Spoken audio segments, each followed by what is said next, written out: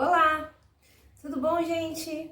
Hoje é o dia da gente falar sobre radiações ionizantes.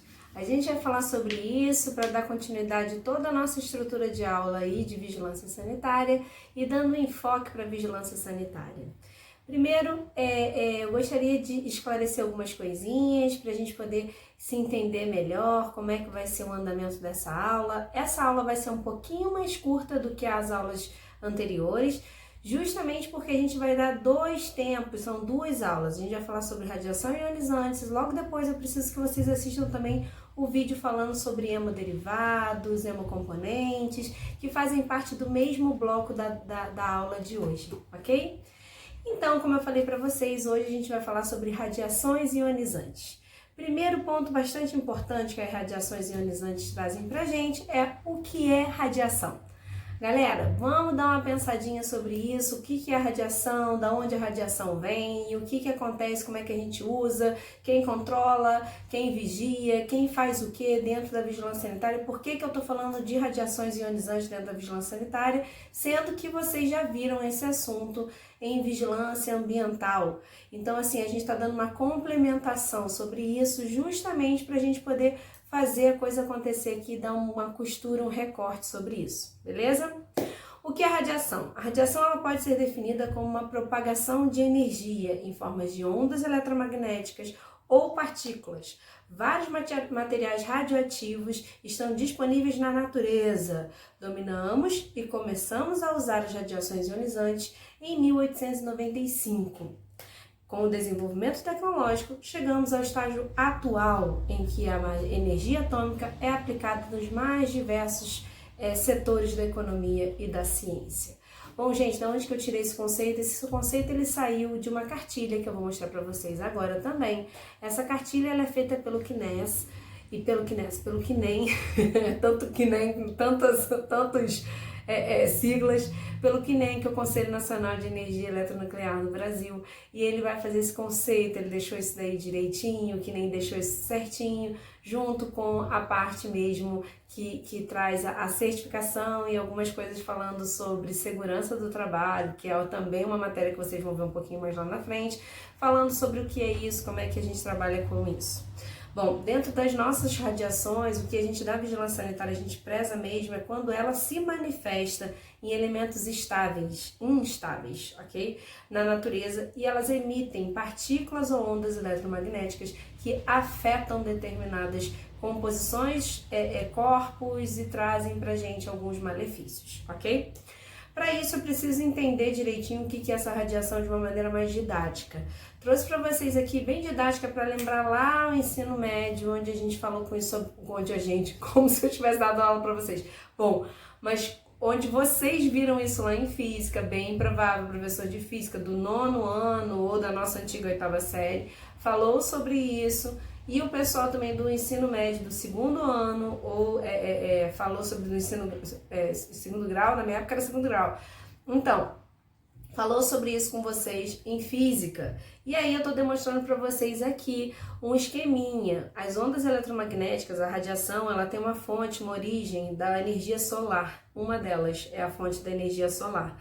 E essa energia solar, ela penetra na atmosfera e ela tem entradas e elas vai como se ela fosse se abrindo em pequenos aspectos. E esses aspectos, eles vão gerar calor ou não. E aí ela vai ter uma certa elemento de como se eu falasse para vocês assim, ela vai ter umas partículas. Bom, essas partículas que elas soltam são chamadas fótons. E esses fótons, eles vão fazer determinadas coisas dentro dos organismos, dentro dos materiais. As principais partículas e tipos de radiação que a gente tem as corpusculares, que são a alfa, beta, elétron, positron e os nêutrons, e eu tenho as eletromagnéticas, que é o raio-x e radiação gama. Depois disso, gente, a gente tem aqui os principais elementos radioativos, que eu vou trabalhar com carbono, césio, cobalto, estrôncio, iodo, plutônio, polônio, rádio, radônio, tório, urânio e tecnécio. Essas substâncias todas, elas têm uma utilização dentro do organismo através de algumas substâncias. É como se elas entrassem dentro das substâncias. Elas têm substâncias que são substâncias radioativas e que elas são liberadas dentro dentro dos organismos ou dentro da matéria, dependendo qual o uso que eu quero para aquilo ali, e elas vão emitir uma energia e tirar uma energia disso. Então é como se eu imprimisse nelas uma modificação. Essa modificação ela tem um largo aspecto, ela tem um aspecto mais estreito. E é através disso que eu tenho então as ações e as reações de determinadas substâncias eletromagnéticas dentro do meu organismo ou dentro de uma matéria qualquer. Para isso eu deixei para vocês aqui mais um esqueminha também.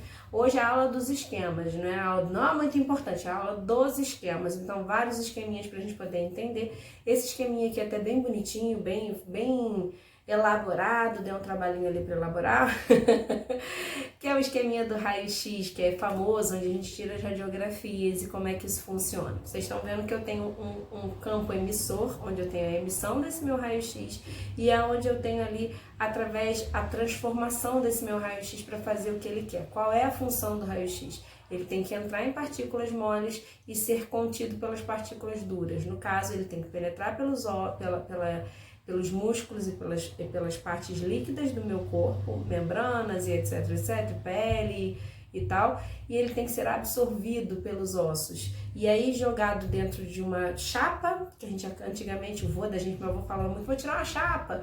Então, por quê? Porque era através da chapa que passava pelas partes moles e ficava pregado lá na chapa, e o que não ficou no osso, ficava sombra.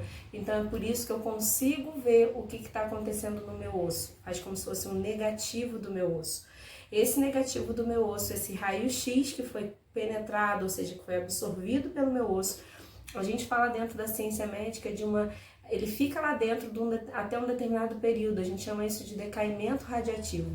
Esse decaimento radiativo, ele vai ter um tempo para ele sair dali dentro do meu osso, e através do tempo ele vai saindo, através disso caindo pelas partículas que estão no meio ambiente. Sento numa cadeira, ele fica, deito na minha cama, ele fica, sento em qualquer lugar que o meu corpo ele vai saindo, essas partículas vão saindo e vão se misturando ao ambiente de um modo geral. Como essas partículas elas não são muito violentas e muito agressivas, justamente por conta do quê?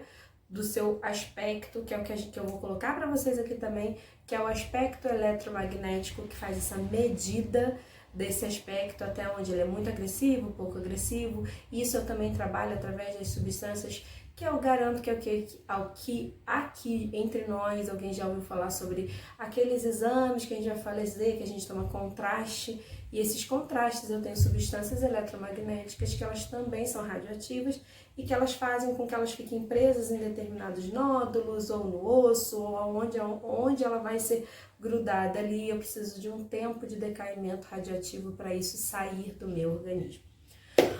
Bom, para isso eu vou também falar para vocês aqui, vou dar mais um exemplozinho aqui para vocês, nesse esqueminha que está aqui do meu lado, do organismo humano do lado de dentro e alguns efeitos da exposição da radiação.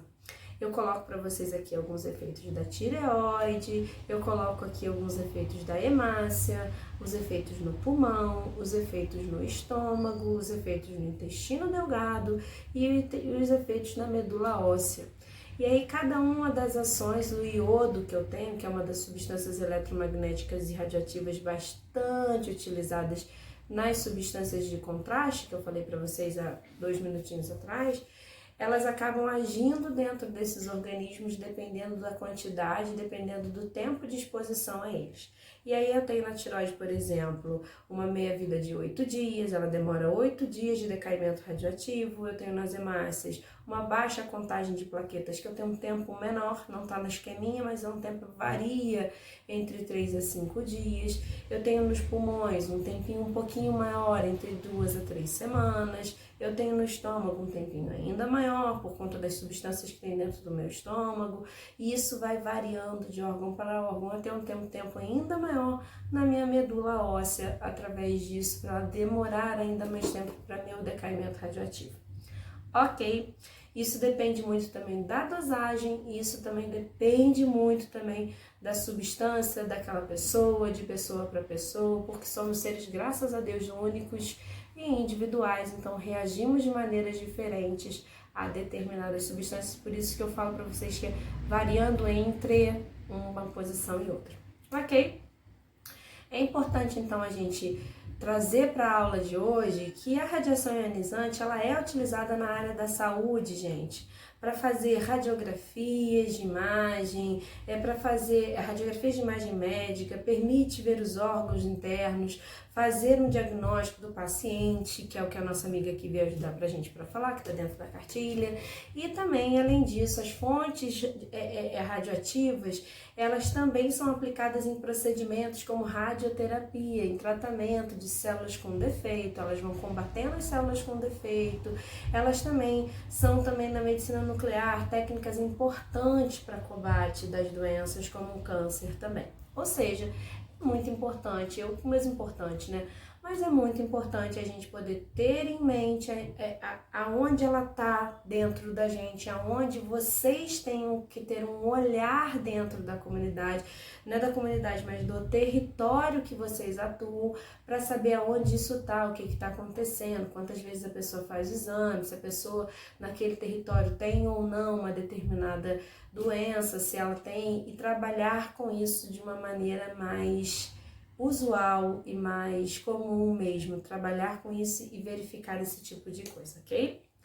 Alguns conceitos que eu gostaria de falar com vocês sobre a exposição médica. A gente tem aqui uma classificação dentro dos acidentes humanos. Eu vou dar uma pausinha de nada, só para a gente relembrar algumas coisas que ficaram no Moodle para vocês darem uma olhada, que são os materiais extras. Dentro dos materiais extras, a gente tem uma cartilha falando sobre alguns acidentes que aconteceram, que a vigilância sanitária ela entra dentro de um aspecto de melhoria. A gente vem falando isso desde a primeira aula, que a vigilância sanitária ela trabalha apagando incêndios. Então, assim, um dos lugares que isso é muito nítido, uma das visões que são muito nítidas, é a vigilância sanitária atuando dentro das radiações ionizantes, que é o momento dessa radiação. Por exemplo, alguns acidentes em Caruaru, que aconteceu, se eu não me engano, numa hemodiálise, eu tinha dentro da hemodiálise algumas substâncias que eram, alguns contrastes que eram colocados, e ali aconteceu um problema, e dali surgiu uma melhoria da vigilância sanitária, para melhorar os aspectos de controle, de vigia dessa situação.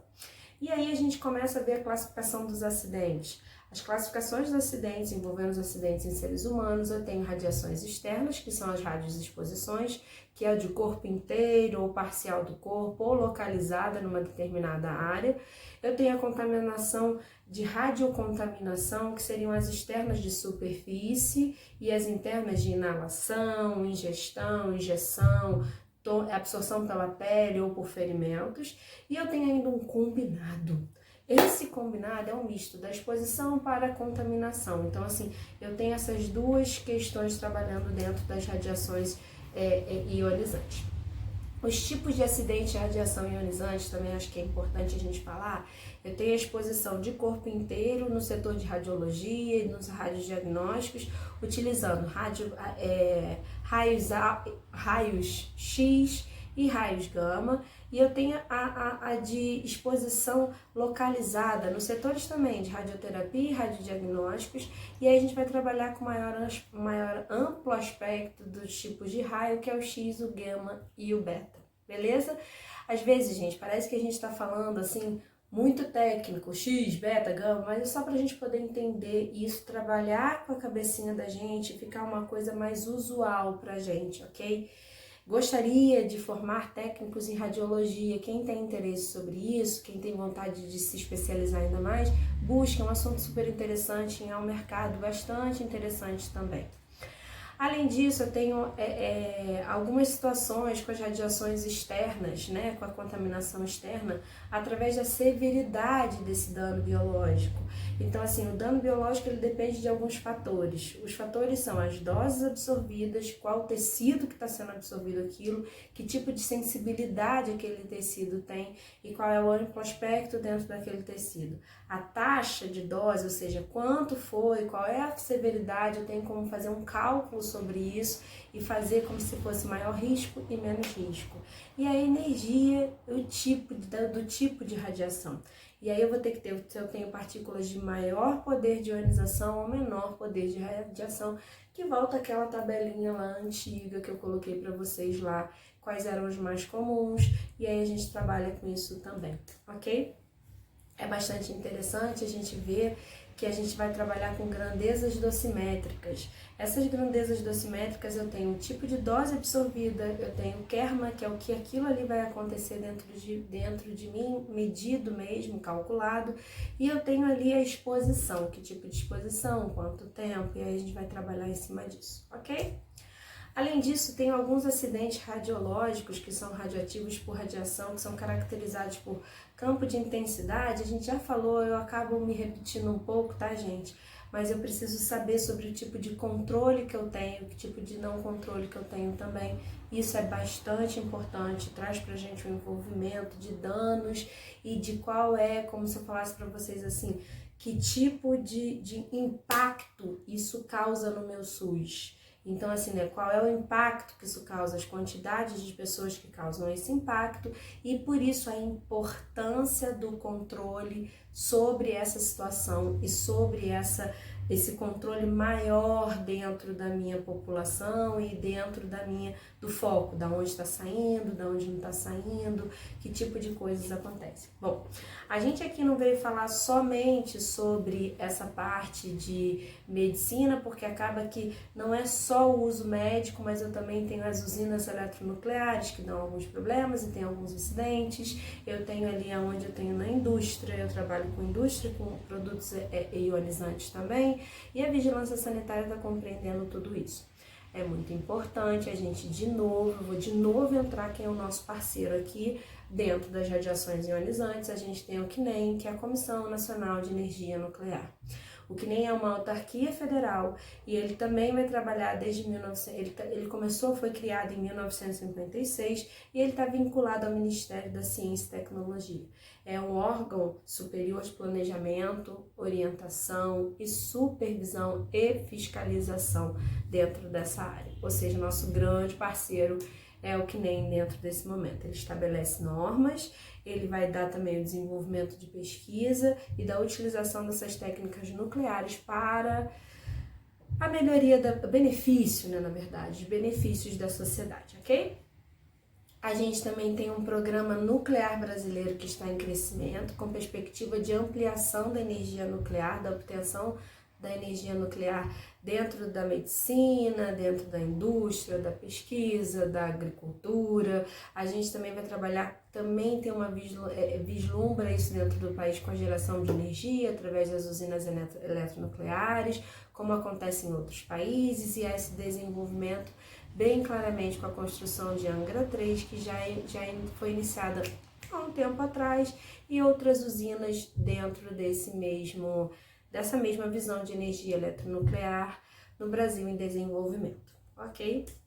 Não viemos aqui falar somente de coisa boa, não é mesmo? A gente veio falar dos acidentes, e aí eu vou ser bem objetiva e bem sintética dentro desses acidentes. Tenho certeza que vocês já falaram bastante sobre isso.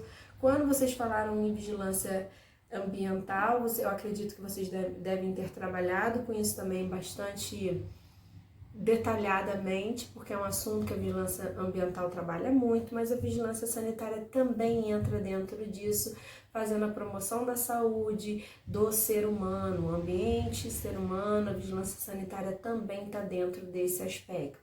E aí a gente tem alguns acidentes que vocês provavelmente já falaram, que são os acidentes que ocorreram em instalações nucleares, que a gente vai falar aqui. Dentro desse aspecto, a gente tem o último, na verdade, ele aconteceu em 2011, em Fukushima, a gente vai falar sobre ele, mas um dos mais impactantes aconteceu há mais de 25 anos, que foi em Chernobyl. Esse acidente, ele trouxe pra gente uma visibilidade maior sobre o impacto e a ampliação sobre isso. Até hoje temos problemas seríssimos, não só com as pessoas que ficaram diretamente ligadas, nem as pessoas da família, mas sim a gente começou a ver, estudar dentro desse acidente, que aconteceu modificações genéticas. Então, os filhos das pessoas que estavam lá, eles começaram a nascer com problemas, terem problemas, e não só por questões de espermatozoide, ovário, e sim com uma questão de amplo aspecto da modificação genética da pessoa que sofreu o acidente. Então, assim, é muito provável que hoje esse tipo de acidente, como aconteceu em Chernobyl, não aconteça, não volte mais a acontecer. Ele foi um acidente de larga escala, a gente chama ele de um acidente de amplitude bem grande, onde ele teve ali uma síndrome aguda de radiação e foi um dos primeiros estudos com tecnologia mais avançada a identificar determinados setores e a trabalhar com determinadas situações. Chernobyl na Ucrânia aconteceu em 1986, foi uma queda repentina que aconteceu na potência do reator, aumentando a pressão desse reator, do núcleo do reator e a explosão do núcleo do reator devido ao aumento de pressão e liberação de produtos radioativos por 2 semanas consecutivas. Coisa que foi muito diferente que aconteceu em Fukushima. A gente já tinha um controle maior e o tempo de exposição foi infinitamente menor. Isso aconteceu uma radiação externa, porque durante o processo de liberação, dessa liberação de produtos radioativos durante uma semana, choveu, ventou e etc, etc. E essa radiação ela foi se espalhando por todos os setores. Eu tive um problema muito sério, nós tivemos um problema muito sério. Eu falo eu na primeira pessoa porque é mais fácil de explicar, tá, gente? Mas eu realmente, graças a Deus, não estava lá. Mas é um momento muito que a gente acaba se colocando mesmo dentro da ciência no lugar do outro, é o tal da empatia científica. Por isso a gente consegue estudar com mais afinco determinadas coisas, mas tiveram a liberação externa da chuva, a interna, das pessoas que diretamente estavam ligadas e através das ingestões de alimentos e água que circulavam dentro daquele lugar. Realmente foi muito complicado porque foi uma área de mais de 60 quilômetros, em toda a Europa foram milhões de quilômetros contaminados, então assim, a gente não tem muito um aspecto pré-determinado. Hoje em dia a gente está vendo que o decaimento radioativo está diminuindo isso, mas ainda não tem realmente uma data, quando vai acabar mesmo, quando aquele território vai estar totalmente liberado, ok? Vamos falar então, gente, mais ou menos dos dados que aconteceram lá em Chernobyl. Foram 203 pessoas expostas, 31 morreram, 13 sofreram implantes de medula óssea nos primeiros anos, 6 sobreviveram, somente 6 dos 13 sobreviveram ao tratamento. Eu tenho um monitoramento desse decaimento radiativo, como eu expliquei para vocês no começo, até hoje dentro dessa proposta de controle, ok? Conosco, nós aqui, Brasil, como eu gosto sempre de falar, nosso país com extensões territoriais continentais, nós tivemos um acidente que foi bastante famoso, que vocês já viram o vídeo, bem provável que vocês falaram bastante, que foi o acidente em Goiânia, em 1987, e aí a gente fala sobre o Césio-137, foi dois das substâncias que eu coloquei no quadrinho lá. O que aconteceu nesse acidente mais foi um probleminha que é um probleminha muito sério no Brasil até hoje, mas é uma coisa muito mais controlada pela vigilância sanitária, que antigamente não era, sobre resíduos hospitalares. Então foi um momento de você mau trabalho, tanto de jogar fora, do eliminar o resíduo, tipo de resíduo hospitalar, que era um equipamento onde tinha a pedra do Césio-137, e o recolhimento desse resíduo para fazer um reaproveitamento, Então, assim, esse reaproveitamento ele não foi controlado, as coisas não aconteceram da maneira como deveriam, as responsabilidades ali não foram tomadas e a gente teve um acidente também de larga escala, que foi um acidente seríssimo no Brasil, que também até hoje a gente ainda tem algumas questões relacionadas a esse Césio-137 no local que aconteceu em Goiânia. É bastante importante a gente ver que até hoje mesmo, ou seja, desde 1987, a gente lá, 30/9, agora há pouco aconteceu, fez uma idade aí, a gente estava com 33 anos, do acidente. O CNEM, ele entra dentro da situação para poder fazer o controle, mas a gente tem um inchaço, um impacto muito grande nos hospitais públicos e nos hospitais particulares, e a gente começa a ver ali uma série de coisas, pacientes removidos, o tipo de remoção, teve paciente que veio de Goiânia para o Rio, no Hospital Marcílio Dias, então isso também foram questões que foram melhorando e trabalhando isso. As primeiras ações dentro do SESI 137, de fato, foi a busca da área contaminada, a evacuação da área, a divulgação pela imprensa, o atendimento da triagem das pessoas e o rastreamento direto aéreo sobre o que aconteceu ali, ok? Algumas exposições também foram externas, internas, a comercialização do material contaminado foi uma coisa que não teve muito controle inicial, então teve só um controle pós. E eu tenho ali a ação do vento e da chuva, então também foi uma questão bastante intensa. O sistema regime de monitoramento continua até hoje, como eu falei para vocês. É um momento de complicação em cima disso, mas é um momento que ainda trabalhamos em cima disso para não termos mais. Através disso, a gente hoje, só para a gente finalizar essa questão dos acidentes, a gente teve o de Fukushima no Japão, que aconteceu em 2011. Ele foi muito mais rápido o controle, porque ele já tinha um controle pré e o controle pós já foi muito mais rápido através disso, ok? Essas sessões, então, a gente teve o último acidente, um dos últimos acidentes que a gente teve foram as sessões de radioterapia, que a gente teve pacientes que apresentaram náuseas aqui no Rio de Janeiro, em setembro também de 2011, através de uma unidade que a gente colocou o contraste. Esse contraste, ele estava com problemas de controle e assim eu tinha uma quantidade maior, esse contraste acabou tendo problemas muito maiores e a gente foi trabalhando em cima disso em 2011, justamente para a gente poder acertar isso melhor. E agora vamos falar da parte chata da vigilância sanitária, né, gente? Que são as legislações. Mas é importante vocês saberem, tá? Pelo menos os números, os nomes. Eu tenho algumas legislações de norma técnica conjunta, onde eu tenho o CNEM e a Anvisa delimitando algumas coisas. Em 2012 aconteceram isso.